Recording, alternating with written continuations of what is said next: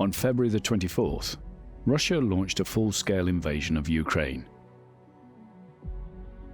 The war has since killed thousands, displaced millions, and destroyed entire cities. Despite international appeals for Volodymyr Zelensky and his family to be evacuated to a safe location, the 44-year-old president stayed in Kyiv with his defense forces. He has shifted the course of history through his actions and heartfelt words. Воевать, пока не вернем свою землю и пока не ответим сполна за всех наших. His own son knows the names of weapons used in the war. He is hopeful that the next generation will not. When the United States offered to evacuate him from the combat zone, Zelensky gave one of his best lines. "The fight is here. I need ammunition, not a ride."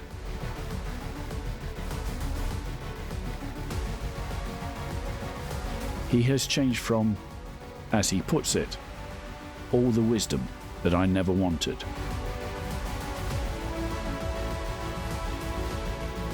Всі ми тут, наші військові тут, громадяни суспільства тут, всі ми тут. Захищаємо нашу незалежність, нашу державу. І так буде й далі.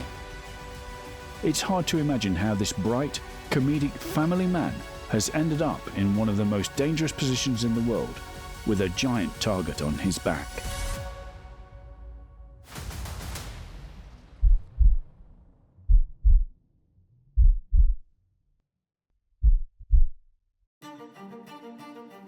This is one of Europe's largest wars since World War II.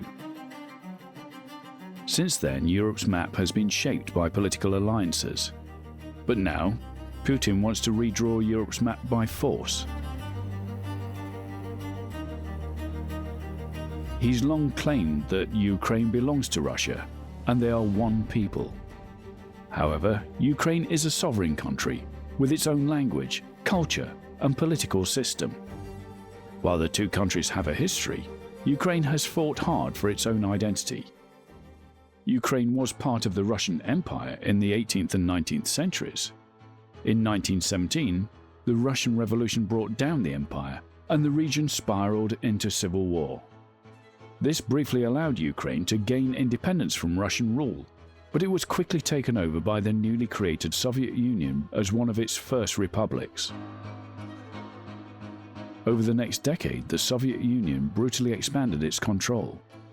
By the end of World War II, it had forged a sphere of influence over its bordering Western countries. The West held its influence over here. This essentially divided Europe and marked the period of the Cold War. The Soviet Union formed communist governments on their side, which were easy to control. But the West developed into democracies with capitalist economies. The deep ideological divide fueled distrust and tensions between the two sides, and soon these spheres hardened into military alliances. In 1949, several countries along with the US and Canada formed the North Atlantic Treaty Organization, NATO. They promised to defend each other from invasion. A few years later, the USSR and several of its neighboring countries formed the Soviet-led Warsaw Pact alliance. Each side built up its military to protect itself from the other. A lot of people within the Soviet system regarded NATO as a hostile bloc against them. They regarded NATO as aggressively as NATO regarded the Soviet bloc. The big difference in NATO countries historically was that they were democracies, people were free, and people in the Soviet bloc weren't free, and if they tried to be free, such as they tried to be in Hungary in the 50s and in Czechoslovakia in the 60s, the Soviets would invade them. When the Soviet Union collapses, Russia, the angry bear, is licking its paws, and then suddenly all these former Soviet republics, like the Baltic republics and so on, all want to join NATO. They all want to join the EU. That is regarded by people like Putin as aggressive. That's saying, hold on, these countries You know, they sort of belong to us, or they actually belong to us, and now they sort of belong to you. Putin sees these things just in terms of power blocks.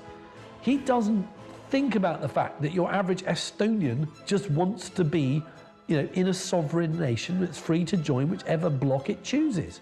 And if it doesn't want to be part of Russia, it doesn't want to be part of Russia. Europe remained this way for decades, until one side finally collapsed. By late 1991, republics like Ukraine started declaring independence from Soviet domination. The Soviet Union dissolved into 15 independent countries, including a much weaker Russia. But losing an empire that's far-flung is a lot easier than losing an empire that is contiguous, that's right on your borders.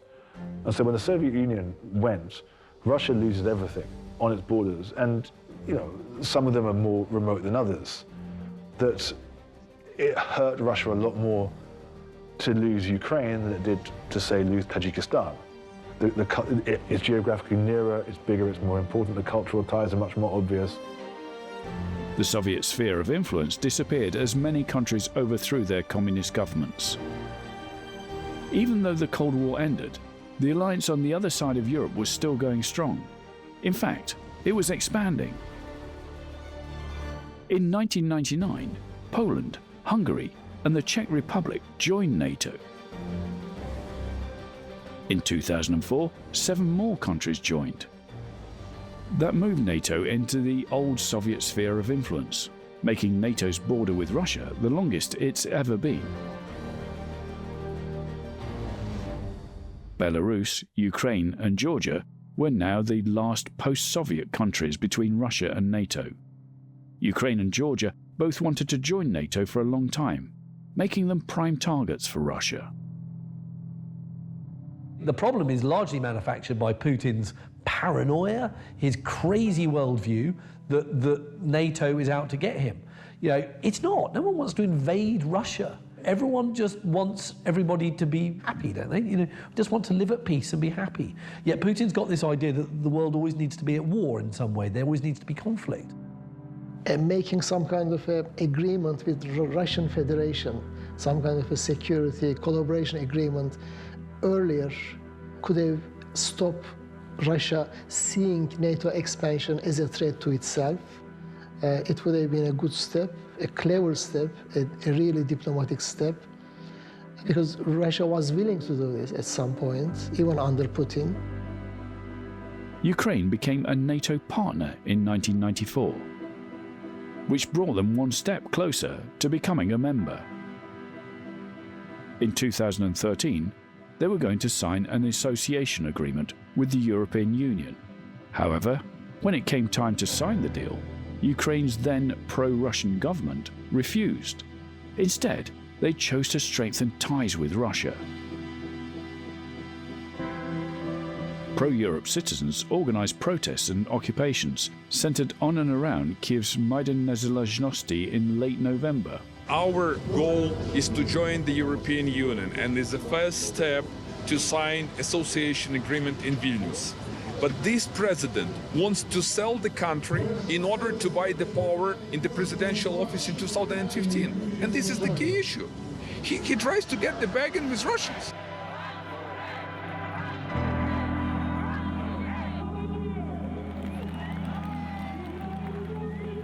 You have protests against what was seen as a government that was ridiculously pro-Russian and pro-Putin. Putin was desperate for Yanukovych government to stay in power. But of course, the Ukrainians took the streets, they didn't want it. And that, for Putin, was a real humiliation. As the protest in Kyiv's Independence Square continued into 2014, the government began cracking down on the demonstrators. The size of the protests only grew in reaction and turned into what was termed the Revolution of Dignity. In all, over 100 mostly civilian protesters died. The then President Yanukovych fled the country, and Parliament voted to oust him and hold new elections.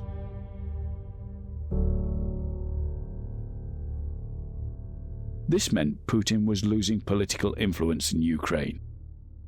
ever since that kind of Orange Revolution, took pro-Russian puppet leaders out of Ukraine, replaced them with independent-minded figures. Putin really, really got bloodied and he hated it.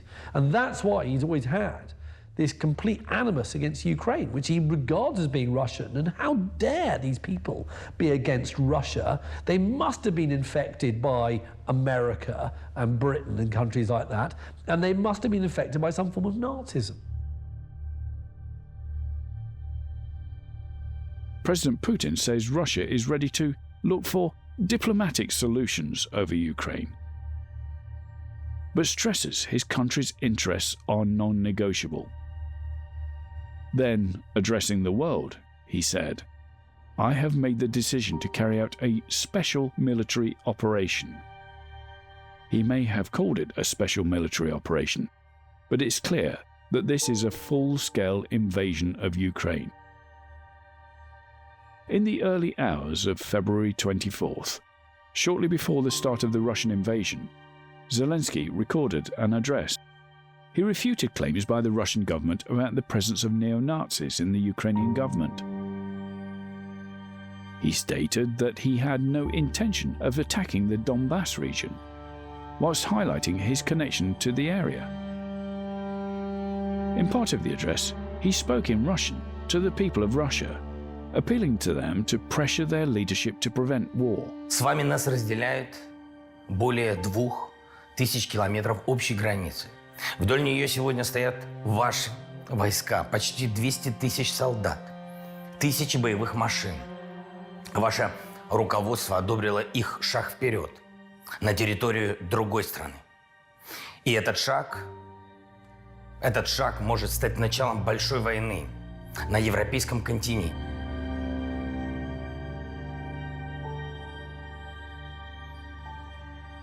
In an early morning address that day, Zelensky said that his intelligence services had identified him as Russia's top target, but that he was staying in Kyiv and his family would remain in the country. He said, "They want to destroy Ukraine politically by destroying the head of state." During the invasion, Zelensky has reportedly been the target of more than a dozen assassination attempts. 3 were prevented due to tips from Russian FSB employees who opposed the invasion. A terrifying daily reality for himself, but also for his family, who he has hardly seen since the beginning of the war, in an attempt to keep them safe. Volodymyr has 2 children with his wife and First Lady Olena, an 18-year-old daughter named Alexandra, and a son, Kirilo, who is only 9. Alexandra has starred alongside Zelensky in the 2014 movie 8 First Dates, playing his on-screen daughter. Presumably your children don't see their father, they can't see the president very much. They must miss him. Is that hard for you?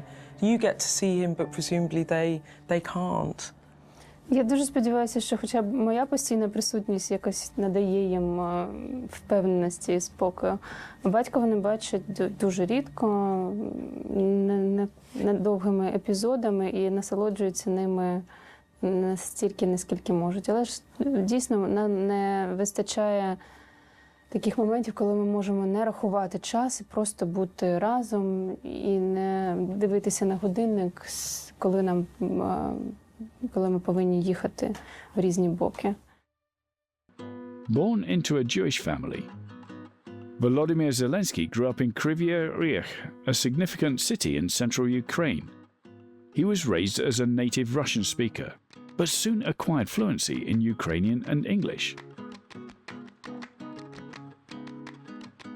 Zelensky was an intelligent and academic student. He earned a law degree from the Kyiv Institute of Economics, but did not go on to work in the legal field. Although Zelensky was licensed to practice law, his career was already heading in a different direction. While still a student, he had become active in theatre, which would become his primary focus. At age 17, he joined his local team competing in the KVN comedy competition.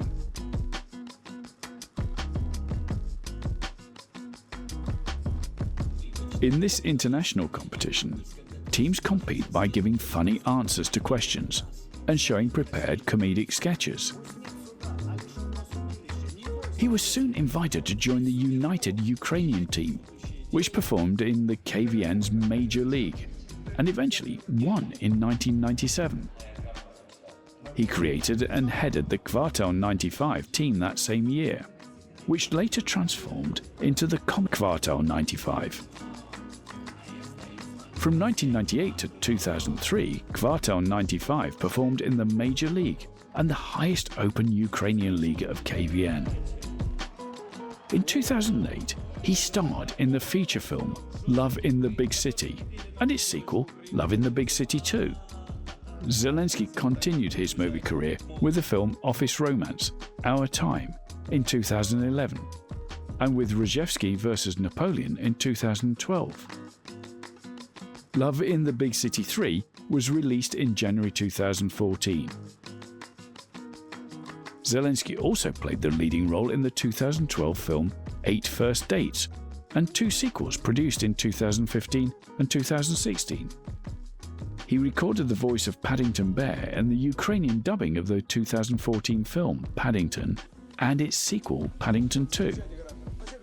In 2015, Zelensky became the star of the television series Servant of the People, where he played the role of the President of Ukraine.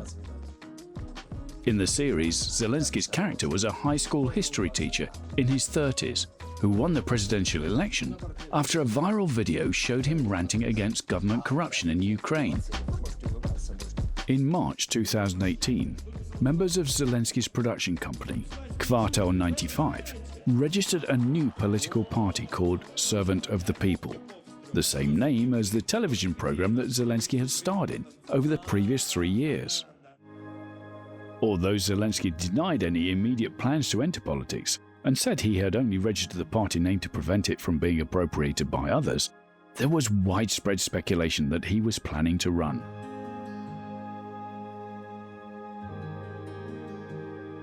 Three months before his campaign announcement and 6 months before the presidential election, he was already a frontrunner in opinion polls. After months of ambiguous statements, on December the 31st, less than 4 months from the election, Zelensky announced his candidacy for President of Ukraine on the New Year's Eve evening show.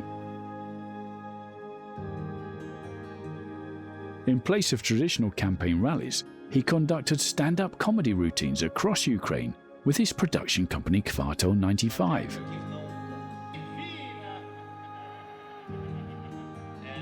He styled himself as an anti-establishment, anti-corruption figure, although he was not generally described as a populist. He said he wished to restore trust in politicians, to bring professional, decent people to power, and to change the mood and timbre of the political establishment. Zelensky stated that, as president, he would develop the economy and attract investment into Ukraine through a restart of the judicial system and restoring confidence in the state. Volodymyr Zelensky won the first round of elections on March 31, 2019. Zelensky took it one stage further in the sort of metaverse by then running as head of a party called Servant of the People to become the actual president. So a guy playing a president on a show is now running for president as head of a party with the name of that show. So it's like a sort of endless hall of mirrors. And he won. The idea of the non-politician coming in and a breath of fresh air, cleaning it up, untainted by the past and so on. And Zelensky followed that playbook, pretty much to the letter. It's a very seductive, as Trump said, drain the swamp.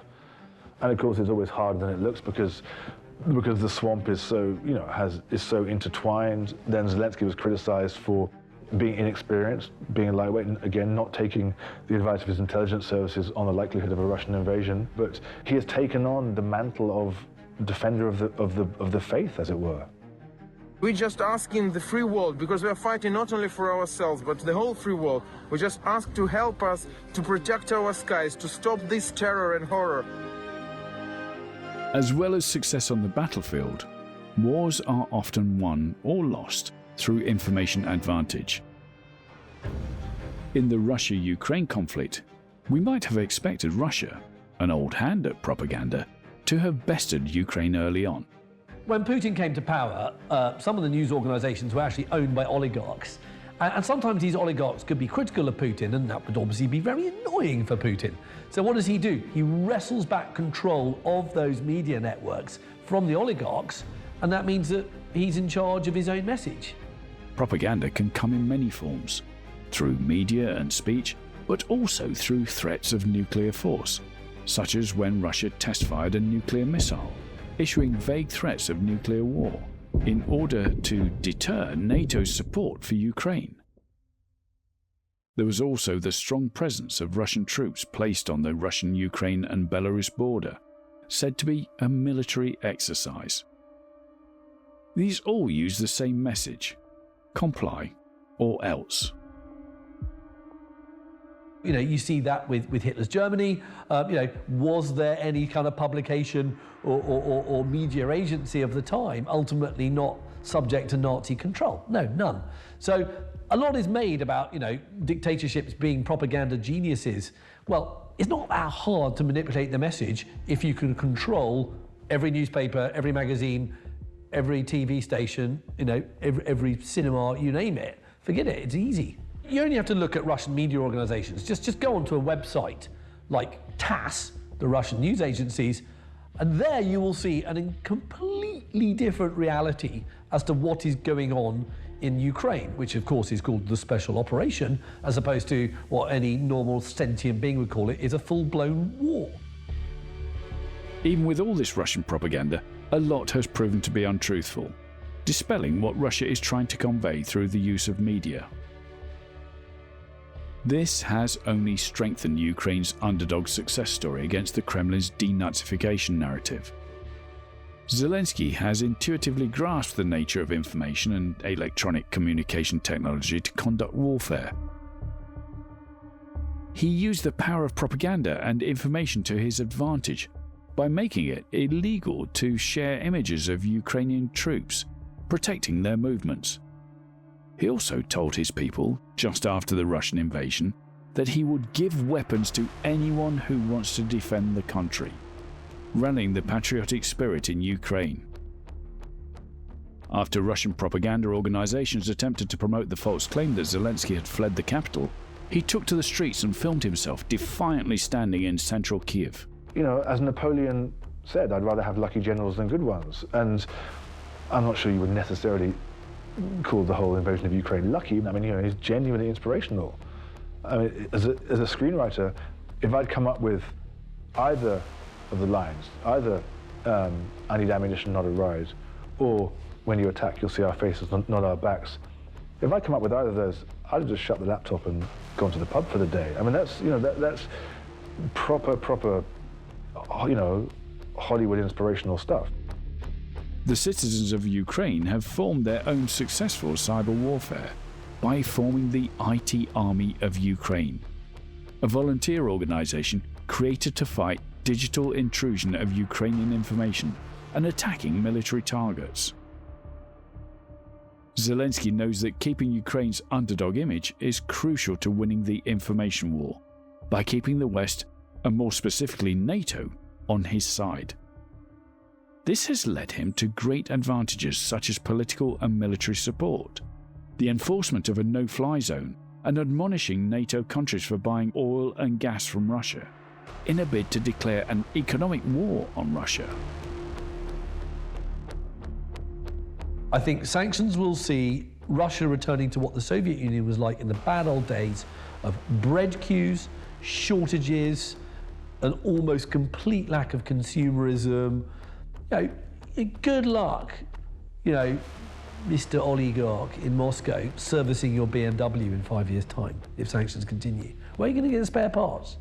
It's going to end up with an absolutely collapsed economy if this continues. And I think this is the end game of the Western nations, is to say, right, the more those sanctions hurt, the more likely people power will eventually get rid of Putin. That's the hope. It's going to be a very long process.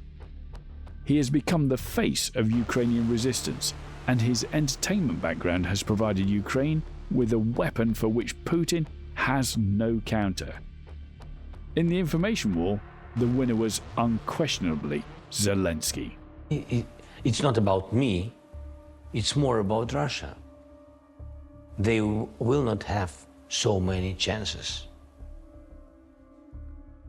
in the long period to speak with us. The first 2 years of my presidential term, I did all I could to have meetings with them, to have negotiations with them, to stop the war with them. Why should an actor who had, starred in an incredibly popular TV program and had been on Strictly Come Dancing and so on, why should he be good at being a president? I mean, there's no reason that he should be. He has got no government experience, no political experience. It would have been rather amazing if he had been. In terms of how the general population relate to it, a lot of it is emotion. How many people, even in this country, could give you chapter and verse on any one party's manifesto before an election? No. How does Boris Johnson make you feel? How does Keir Starmer make you feel? How does Jeremy Corbyn make you feel? It's a very visceral reaction. It's a pre-rational reaction. In July 2022, Zelensky was presented with the Sir Winston Churchill Leadership Award by Boris Johnson. Johnson describes Zelensky as having quintessentially Churchillian composure. While Churchill's granddaughter, the Honourable Emma Soames, is quoted as saying, "To my mind, there has never been an easier case to make than that for President Zelensky as a wartime leader, showing so many of the same characteristics as my grandfather. Bravery, courage, grace under pressure, and a very close relationship with his people." The parallels go on and on.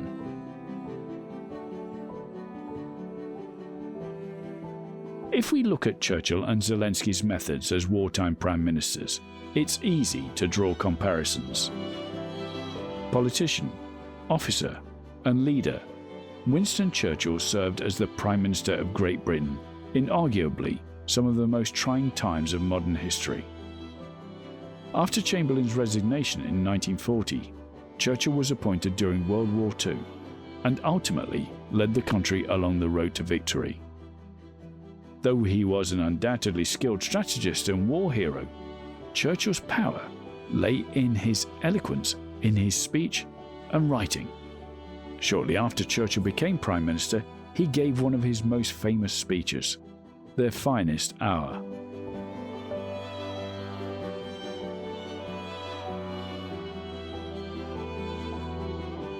Let us therefore brace ourselves to our duty. So bear ourselves that if the British Empire and its commonwealths last for 1,000 years, men will still say, this was their finest hour. By singleness of purpose, by steadfastness of conduct, by tenacity and endurance, such as we have so far displayed, by these and only by these, can we discharge our duty to the future of the world and to the destiny of man.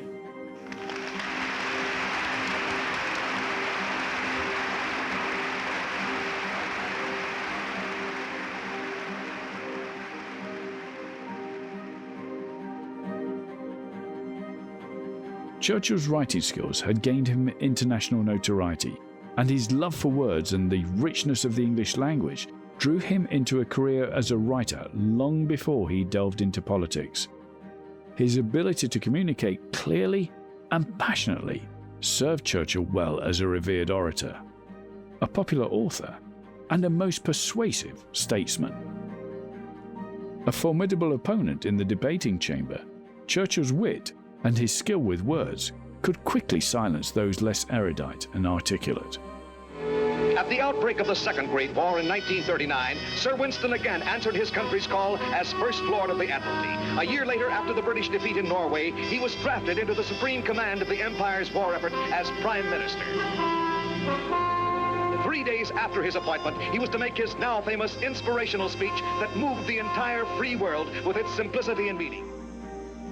I have nothing to offer but blood, toil, tears, and sweat. When weaponry and resources were limited, it was his high-impact speeches that rallied Britons to believe they could win the war. What tragedies, what horrors, what crimes has Hitler and all that Hitler stands for brought upon Europe and the world. They must now know that the stakes for which they have decided to play are mortal. Many people have been astonished that Japan should in a single day have plunged into war against the United States and the British Empire. What, is it possible they do not realize that we shall never cease to persevere against them until they have been taught a lesson which they and the world will never forget?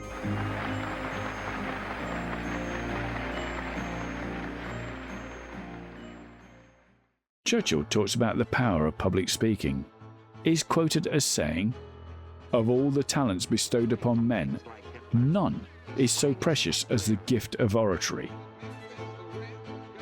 He who enjoys it wields a power more durable than that of a great king. He is an independent force in the world, all qualities which Zelensky has in abundance." Battles are fought with weapons. However, the spirit and heart of mankind has proven to lead to victory. A spirit which Churchill managed to rally through his speeches. Zelensky took inspiration from one of his most memorable pieces from 1940, commonly known as "We Shall Fight on the Beaches." He echoed the same message, in the hope that it would boost morale and support. We will fight in the forest, in the fields, on the shores, in the streets. We shall defend our island, whatever the cost may be. We shall fight on the beaches. We shall fight on the landing grounds. We shall fight in the fields and in the streets. We shall fight in the hills. We will fight on the banks of the rivers, and we are looking for your help, for the help of the civilized countries. We shall never surrender. The President knows that war is as much about information as it is about kinetic warfare. Like Churchill, by balancing values, historical experience, ideals, and practical reality, Zelensky is playing the role of president at full throttle. His courage is contagious. Just before Christmas 2022, Zelensky made his first foreign visit since the beginning of the war. On Twitter he wrote, "On my way to visit the US to strengthen resilience and defense capabilities of Ukraine." This visit to Washington felt very reminiscent to Churchill's meeting in 1941 with then-President Franklin Roosevelt, both seeking international aid. The US has been Ukraine's most important ally in the war, committing $50 billion of humanitarian, financial and security assistance, far more than any other country. Former Secretary of State Hillary Clinton was among US politicians drawing parallels to the former British Premier, saying Zelensky was leading his country with Churchillian courage and resolve. Zelensky addressed Congress using the line, "Ukraine holds its lines and will never surrender," again echoing the late British Prime Minister and amplifying his fight for the free world. It's not about I want to talk with Putin. I think I have to talk with Putin. The world has to talk with Putin because there are no other ways to stop this war. I think he uses what he has very well, but I think at the heart of it, just, if nothing else, the simple fact that he stayed when he could easily have gone. He could easily have gone, taken the American offer, set up a government in exile somewhere else, and done that, and he didn't. And he chose to stay, and there is no way around that other than to accept that was exceptionally courageous of him. It's a slightly sort of medieval thing in a good way. You know, you are the standard bearer. You put yourself in harm's way if need be, in the way that, you know, old leaders used to, in the way that medieval knights used to, in the way that, you know, ancient Greek leaders used to, and that he has that sense of responsibility. I wanted to ask you about Vladimir Putin because he's in Moscow 500 or 600 miles from Kyiv, yet you and your people must hold him personally responsible for the murder of every child and the rape of every woman. He himself is a father, he has daughters. Do you think he has any conscience, or do you think he is simply a monster? The second one. What would your message be to him? Я чесно відповім, я не хочу з ним говорити прямо. Я не хочу ніколи бути в цій ситуації. The First Lady, Olena, has been interviewed recently talking about Russian war crimes. Her interview exudes the same strength portrayed to the media, including their fears that the world is now developing war fatigue. When people tell Zelensky how brave he is to be staying and fighting on the ground, his reply is that he is not brave, but instead responsible. Responsible for the country that voted for him as a leader, but also responsible for his family, friends, neighbours, and fellow citizens.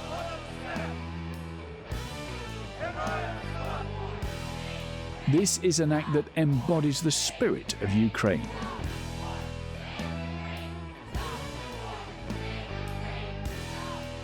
Ukraine's national flag features a blue and bright yellow. It has become the symbol of international solidarity with the Ukrainian people and of protest against the Russian invasion. The yellow and blue represent the vast wheat fields beneath the blue skies. Ukraine is also one of the largest exporters of sunflower oil and wheat, which has majorly affected the world's global food security since the Russian invasion. The colour yellow is not only seen in the flag, but mirrored in Ukraine's national flower, the sunflower. A global symbol of resistance, unity, and hope. A video shows a woman confronting Russian soldiers in Henichesk, Kherson region, urging them to put sunflower seeds in their pockets. Вы фашисты, вы пришли на нашу землю, вы пришли с оружием к нам. Возьмите семечки, положите сырые, чтобы хоть подсолнухи росли, когда вы здесь ляжете. Сейчас наш разговор ни к чему не приведет. Давайте не будем усугублять эту ситуацию. Пожалуйста. You know, we always hear every day Ukrainians are fighting for democracy and so on, as if their struggle is elevated by our interest in it. Ukrainians are fundamentally fighting for themselves, for their own country, which is, you know, as it should be. They owe us nothing. They owe the wider world nothing. But the wider world's taken it upon themselves to say this is a fight for democracy, this is a fight for good values, this is a fight against Putin's values and so on. So in that respect, Zelensky has sort of become a touchstone for what we like to think of as the good guys.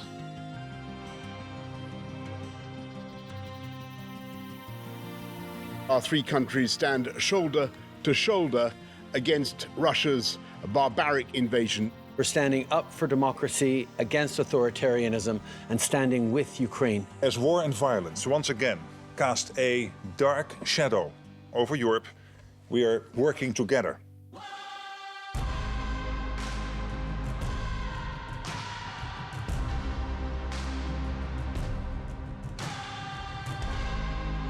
Zelensky has received many nominations.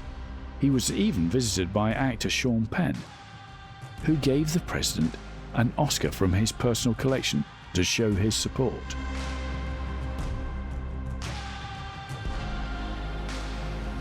In December 2022, the president spoke after being named Time Person of the Year. He used it as an opportunity to make one of his most inspiring speeches to date. It is an honor for me to represent the struggle of Ukrainians and the spirit of Ukraine, the spirit of freedom that echoes in the souls of so many people around the world. Stories of heroes who are fighting for independence are also your stories. Ordinary men and women who became brave hearts when they joined the defense forces to defend freedom. Different generations of different nations knew this spirit. Striving for freedom, solidarity, creativity, and dedication, well known to the mankind from a long time ago and which united the world this year with the colors of the Ukrainian national flag and our people's achievements.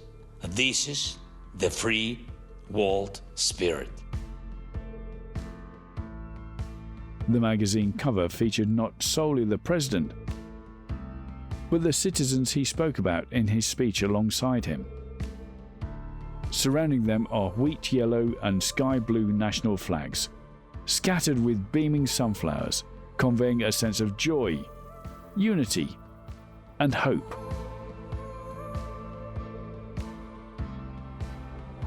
A powerful message with Christmas just around the corner, and the cold weather only amplifying as the fight goes on.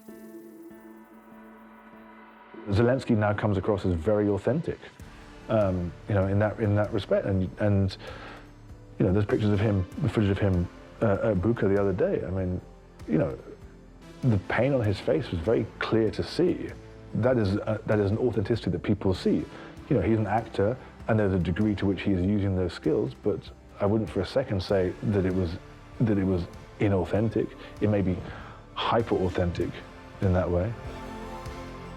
This is a good image, and he's also always in the public figure. He's always, every day almost, he's on television, he's on media, gives some statements, talks, and he talks reasonably.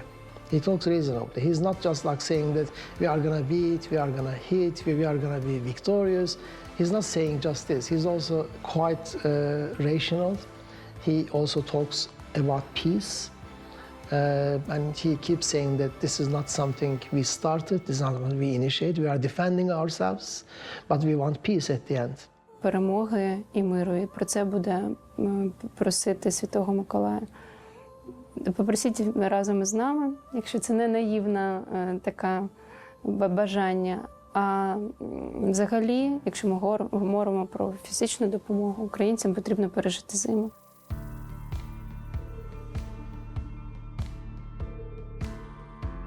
Many other presidents who have experienced similar or even lesser conflict have fled. Yet Zelensky has held his ground, exposing himself to unimaginable danger. Volodymyr Zelensky has solidified his image as Ukraine's hero. He will not stop until he brings his country to victory, and most importantly, peace. He's unbelievably brave, especially for someone with no military training, no law enforcement training, no espionage training like Putin has. But Zelensky with his green T-shirts and his sort of unshaven look and so on, he's a war leader. Despite everything, when he was asked, I remember recently after Bucha, he was asked, are you still willing to sit at the same table with Russian negotiators? He says, yes, because our people, our country needs peace.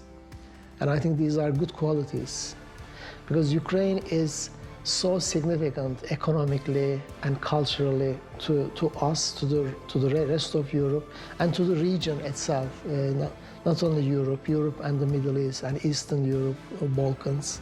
He is there as the front man, and he's an incredibly good, persuasive, brilliant front man. Often without a bulletproof vest or helmet. Some may call him brave, others crazy. Perhaps it is neither, and he is utilizing the tools he has, giving the performance of a lifetime, and embodying everything it means to have the spirit of Ukraine.